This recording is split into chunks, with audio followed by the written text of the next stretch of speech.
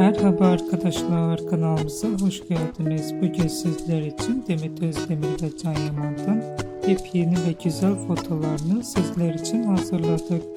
Can Yaman Gönül İşleri, İnadına Aşk ve birçok dizilerde rol almış ve herkes tarafından çok beğenilmişti. Biz de sizler için Can Yaman'dan en güzel ve en özel fotolarını hazırladık. Bu videoların devamı gelmesini istiyorsanız kanalımıza abone olun.